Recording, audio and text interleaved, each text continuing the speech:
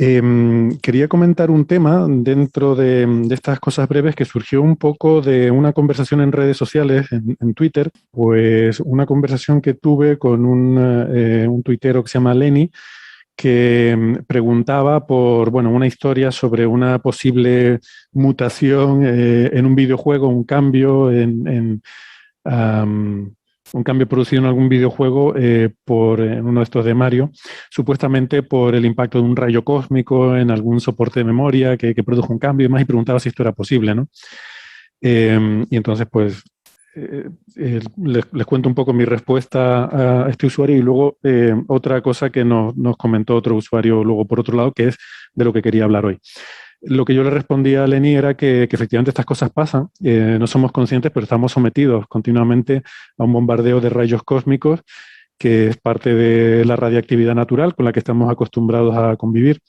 Estos rayos cósmicos son partículas que chocan con las capas altas de la atmósfera y normalmente suelen ser protones o núcleos de helio de muy alta energía que se mueven a velocidades relativistas. Bueno, en su mayor parte provienen de explosiones de supernova distantes o de chorros de agujeros negros y llevan pues millones de años o miles de millones de años viajando por la galaxia, lo que sea. Bueno, miles de millones de años. Sí, podría ser uno que no vaya muy rápido. Pero bueno, la cuestión es que luego cuando chocan con la atmósfera, con las partículas de la atmósfera, producen una cascada de partículas y en particular los muones, que son una especie de versión pesada del electrón, son partículas que sí que pueden luego interactuar muy poco con la materia y sí que pueden llegar hasta la superficie, ¿no? Como interactúa muy poco con la materia, normalmente no pasa nada, pero de vez en cuando alguno de estos muones sí que puede interactuar con la materia normal, incluso con nosotros mismos, ¿no? Pero bueno, también hay otra serie de partículas que pueden llegar a la superficie, porque como digo, en estas cascadas pues se originan gran cantidad de partículas. Estos muones, hemos hablado de ellos alguna vez porque tienen un par de cosas anecdóticas. Una es que se han usado para hacer radiografías de pirámides. Se pone un material sensible y se deja simplemente que se vayan acumulando los muones que vienen del cielo, atraviesan la pirámide y llegan a ese material sensible que se ha colocado en alguna cámara de la pirámide y así pues se puede hacer el equivalente a radiografías, ¿no? Y además tienen esta cosa curiosa de que son partículas que deberían desintegrarse muy rápidamente y normalmente no deberían tener tiempo de llegar a la superficie de la Tierra, pero como se mueven a muy alta velocidad, se produce en ellos esta dilatación relativista del tiempo. Digamos que al estarse moviendo muy rápido, su reloj va más despacio con respecto a cómo nosotros lo vemos, y eso hace que, aunque su vida media intrínseca sea muy corta, sin embargo, la relatividad, por moverse tan rápidamente, les alarga su tiempo visto por nosotros lo suficiente como para que lleguen a la superficie, ¿no?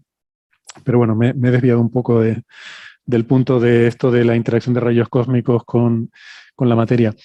Esto es bastante habitual en las imágenes astronómicas, porque cuando se toman imágenes en astrofísica, ya pueden ser espectros, ya pueden ser imágenes en filtro, lo que sea, normalmente son imágenes con un tiempo de exposición muy largo, de muchos minutos, incluso de horas a veces, ¿no? El telescopio va siguiendo el cielo y tú vas acumulando todos los fotones que puedes durante todo ese tiempo. Y en todo ese tiempo llegan a la cámara muchos rayos cósmicos que te dejan marcas. En tu imagen ves puntitos brillantes y pequeñas trazas que se han acumulado ahí durante ese tiempo de observación. Y uno de los aspectos fundamentales del proceso de trabajar con imágenes astronómicas es limpiarlas de esa basurilla que dejan los rayos cósmicos. Entonces es algo con lo que los astrofísicos están acostumbrados a lidiar. Nosotros en nuestras cámaras de día a día no, porque las exposiciones suelen ser muy cortas. Cuando sacas una foto, pues típicamente la cámara está recibiendo luz, el detector está recibiendo luz durante centésimas de segundo, típicamente. Y además, las cámaras digitales suelen tener algoritmos que filtran eso, que limpian las imágenes, ¿no? Entonces, si nosotros pudiéramos coger nuestra cámara y ponerle una exposición de media hora, que estuviera media hora recibiendo luz, y no tuviera esos algoritmos, lo digo porque a veces te compras una cámara para hacer astrofotografía y resulta que quieres observar ciertas cosas y la cámara te las elimina, ¿no? Hay que tener cuidado con eso. Pues esos algoritmos, por ejemplo, cogen puntos brillantes que aparezcan y los eliminan. Pero si no, podríamos verlos, ¿no? Podríamos ver un píxel en concreto que en medio de, no sé, tú puedes poner tu cámara mirando al cielo oscuro y puedes ver que en algunas imágenes aparece un píxel brillante. Pues ese píxel a lo mejor es un rayo cósmico que has pillado en esa imagen. O una pequeña traza de unos pocos píxeles, ¿no? Y a mí eso me resulta muy evocador, ¿no? El que podamos ver partículas. Estamos viendo partículas que han estado viajando por la galaxia durante mucho tiempo y que han llegado a nuestra cámara y les podemos hacer una imagen. Y me da mucha rabia que las marcas comerciales de cámaras los eliminen, que tengan puesto algoritmos para eliminar eso adrede, ¿no?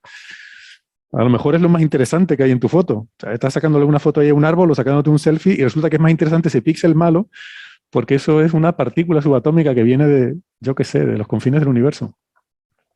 Lo que pasa es que ver un píxel en una imagen de estas de alta resolución que hay ahora, de no sé cuántos megas, es prácticamente imposible.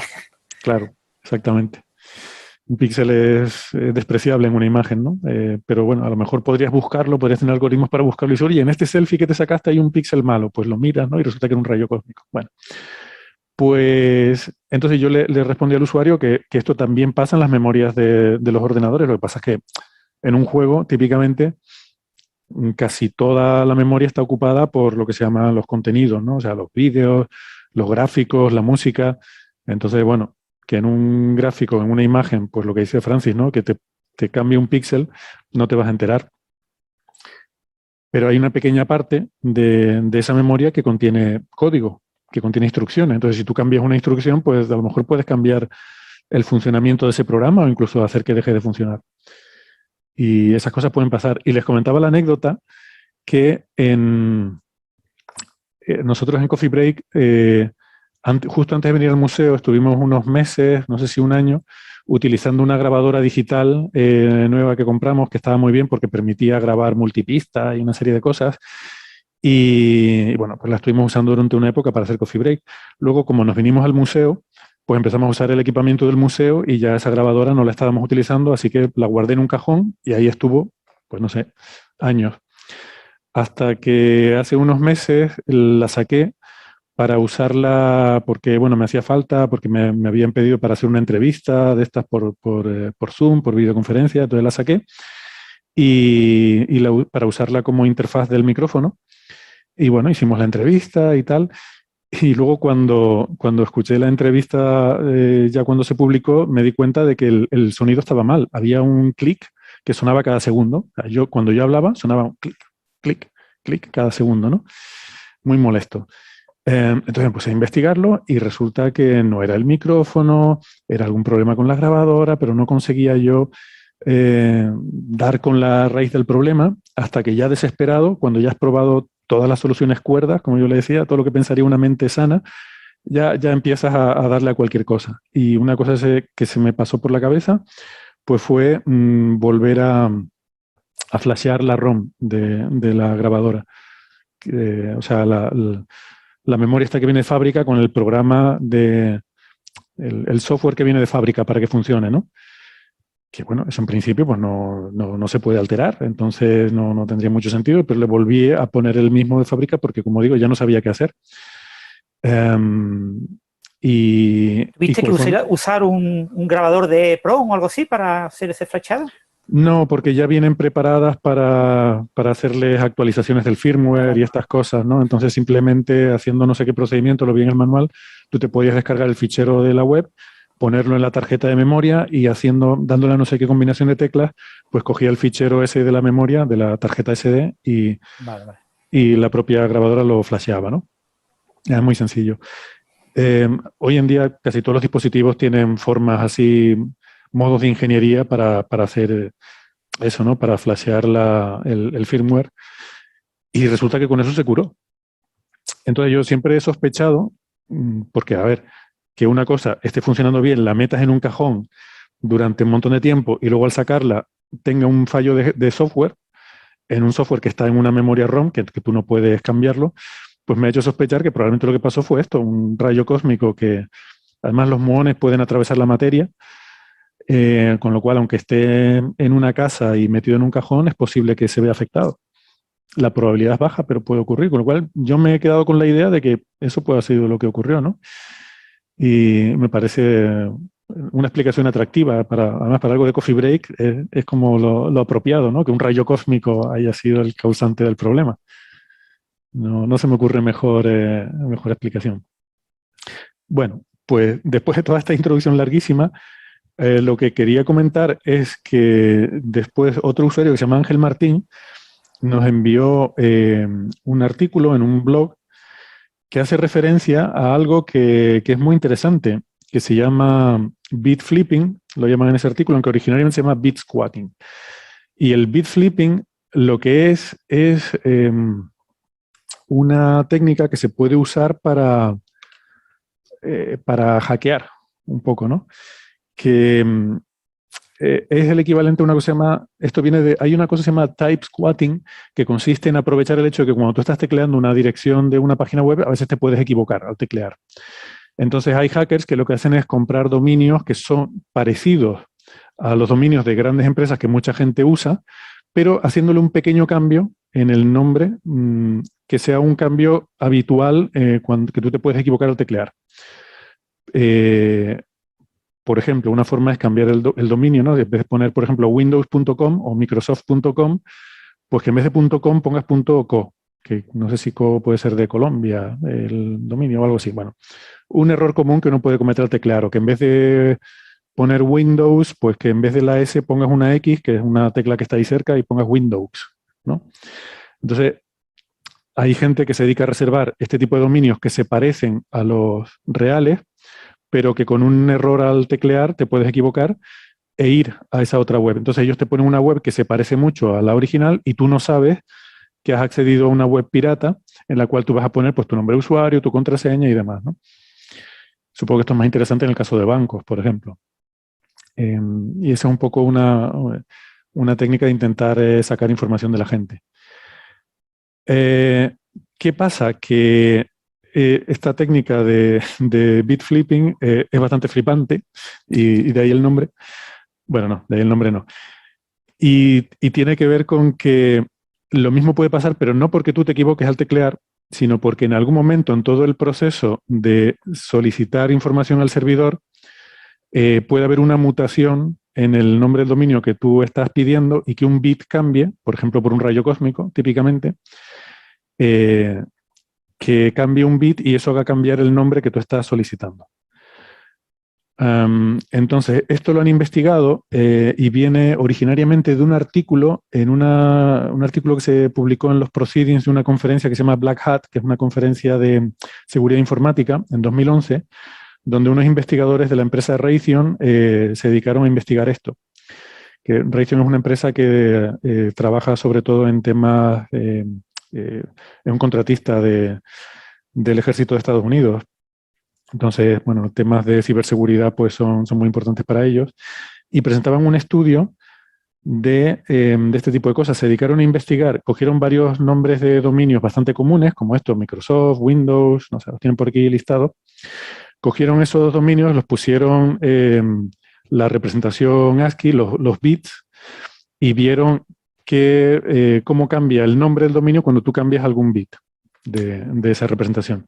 Y entonces salen otros nombres que son parecidos, pero que no son los cambios que tú harías al equivocarte en una tecla, sino que son los cambios al cambiar un bit. Entonces, por ejemplo, de Amazon, por ejemplo, un dominio bit flipped podría ser aeazon.com, donde la M la has cambiado por una E. La tecla de la M y la de la E están muy lejos, no te vas a equivocar al teclear, pero un cambio de un bit puede hacer que esa M se convierta en una E. Entonces ellos hicieron el experimento de registrar muchos de estos dominios que nadie tenía registrados, dominios parecidos a los de Amazon, Microsoft, live.com, doubleclick.net, todos estos dominios, y cogieron otros parecidos pero con un bit cambiado. Los registraron por nada, porque estos dominios no valían nada en aquel momento, les costó creo que $150 en total, y se dedicaron a monitorizar el tráfico en estos dominios. Y aquí presentan la estadística del tráfico. Y tienen cosas como entre 60 y 80 accesos por día en estos dominios, ¿no? Y esto es muy interesante porque no son dominios, insisto, a los que tú vayas porque te has equivocado al teclear. esto no son errores de tecleo, son errores de un bit. Y esto pues da idea de que estos errores ocurren. Ellos además han analizado en diferentes tipos de soportes de memoria con qué frecuencia ocurren, porque esto se puede corregir muy fácilmente. O sea, tú puedes implementar sistemas para chequear si hay un error en la transmisión de la información, y esto se hace, por ejemplo, en la transmisión de paquetes a través de Internet o en la transmisión de información a un USB, pero no internamente dentro de un ordenador. O sea, nuestro ordenador, si la memoria RAM de nuestro ordenador sufre uno de estos fallos, no hay un sistema de detección de que ha habido un fallo, porque le ha llegado un rayo cósmico y ha cambiado un bit. Entonces, por eso nuestros ordenadores son vulnerables a este problema del bit flipping, ¿no? Y nada, pues me pareció eso, lo que decía antes, me pareció flipante todo esto porque estas cosas pasan, ¿no? Y aquí se ve muy claramente en esta estadística, ¿no? Todo este tráfico, claramente, es tráfico generado por rayos cósmicos a estos servidores. Y bueno, aquí en este artículo hacen este estudio. Sería maravilloso. Hay un punto clave que es el tema también de los errores térmicos. Los ordenadores, cuando se calientan los procesadores, también de vez en cuando les baila, porque estamos hablando de conjuntos de electrones que tú mueves digamos, de un pozo potencial a otro, y por efectos cuánticos van saltando unos a otros, y entonces a veces por puramente calor, cuando se sobrecalienta la máquina, y un día se sobrecalientan mucho las máquinas porque metemos muchos procesadores muy gordos y no los ventilamos bien, y con altas temperaturas en la calle. Entonces puede que muchos de esos errores no sean de rayos cósmicos, sino que sean de algún efecto térmico. Sí, eso es. Ellos también lo estimaban por aquí, de alguna forma. Y no recuerdo cómo. Pero básicamente este artículo es un poco la conclusión, ¿no? Es que ellos abogan porque se implementen sistemas de corrección de errores también internamente en nuestros ordenadores de uso cotidiano, que desde luego, pues para evitar ser vulnerable a estos ataques de bit squatting o bit flipping, ¿no? Pero eso es muy inviable, porque eso incrementa mucho la lógica. Ten en cuenta que la única manera de hacerlo es por redundancia, es decir, de vez en cuando copiar lo que tienes en algún sitio, absolutamente inútil, donde estás copiando las cosas solo por copiarlas, por si algún día hay algún error, y compararlo de vez en cuando. Eso es un gasto tanto de consumo de potencia eléctrica como de coste computacional enorme para una chorrada, entre comillas. Pero no tienes que copiarlo todo. Quiero decir que, por ejemplo, los códigos de redundancia cíclica lo que hacen es comparar un cierto checksum, ¿no? Una cierta operación que hace sobre un paquete de información y ver si, por ejemplo, pues la suma de todo esto coincide con este código de comprobación que pongo, ¿no? Pero sí, estoy de acuerdo que algo lo tienes que hacer a escala de palabra, por lo menos, aquí cada 16 bits o cada 32 bits o cada 64 bits. Si tú divides un ordenador típico de 8 gigas de RAM, lo divides entre 64 bits y te encuentras una barbaridad son 8 bytes. Te encuentras 1 giga solo de datos de suma binaria, y eso solo te chequea un error de un bit, y si hay 2 puede que se compensen. O sea que... Sí. Ha generado una pequeña inquietud, que es que en las instrucciones informáticas para disparar un arma, por ejemplo, espero que la diferencia entre dispare y no dispare sean varios bits de flips, y la pregunta sería ¿cuántos son? ¿Cuántos son? Sí. No, supongo que sí, ese tipo de cosas, ahí sí hay muchos sistemas más redundantes, pero a nivel software, más que a nivel hardware. Estoy de acuerdo que algo de sobrecarga habría en hacer estas comprobaciones, ¿no? Pero bueno, que como todo al final, cuando lo acabas implementando internamente de forma electrónica dentro del procesador y demás, pues al final se acaba aliviando mucho esta sobrecarga, ¿no? Y al final, bueno, por ejemplo, en Internet todo el tráfico IP lleva correcciones de errores de este tipo. Sí, pero eso es diferente. O sea, eso es en la capa de software. En la capa de hardware es muy, muy costoso, muy caro hacer eso. Entonces los fabricantes fabrican los chips tratando de minimizar, por ejemplo, los materiales radiactivos en salas completamente limpias de cualquier material radiactivo, porque hace muchos años los chips quedaban marcados con ciertos residuos radiactivos de la habitación en la que se fabricaban, y esos residuos generaban pues, partículas alfa, partículas beta, que sobre todo las alfa eran las más peligrosas, que producían estos cambios, y eso ya los fabricantes lo evitan. Pero el tema de introducir redundancia, como estamos ahora mismo en temas de integración, etcétera, queremos máquinas cada vez con más núcleos, cada vez con un reloj más rápido, cada vez que consuma menos energía, es absolutamente inviable. Pero absolutamente, o sea, que nadie conciba que algún día se va a hacer, que no se va a hacer nunca. Yeah. De todas formas, quizás por tranquilizar a José, como digo, este artículo viene de gente que trabaja en una empresa que trabaja para aplicaciones militares, o sea que se ve que lo tienen en cuenta, ¿no? Esperemos, como dices tú, que la diferencia de disparar a no disparar sea más de un bit. Siempre me recuerda lo que decía Carl Sagan, de que a él le preocupaba mucho que con estos sistemas automáticos de contraataque que tenían las grandes potencias durante la Guerra Fría, ¿no? Para el caso de un ataque nuclear que acabara con toda la población, pues que hubiera un sistema automático que pudiera lanzar un contraataque, porque, hombre, ya que vamos a morir todos los nuestros, por lo menos que mueran también los del enemigo. No vaya a ser que queden seres humanos en el planeta que nos hayan ganado a nosotros, ¿no?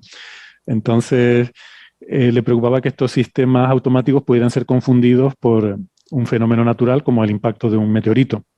Que un impacto de un meteorito en algún sitio fuera confundido por un ataque y que eso provocara una respuesta automática, pues decía que sería muy, muy triste que un fenómeno natural provocara la extinción de nuestra especie por estupidez humana.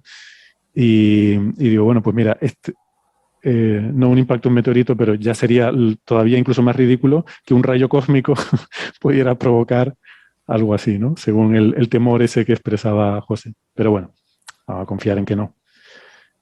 Yo espero que no, yo espero que no sea algo tan... Pero bueno, sí es verdad que es una cosa que te afecta, ¿no? Y está ahí y no lo puedes evitar.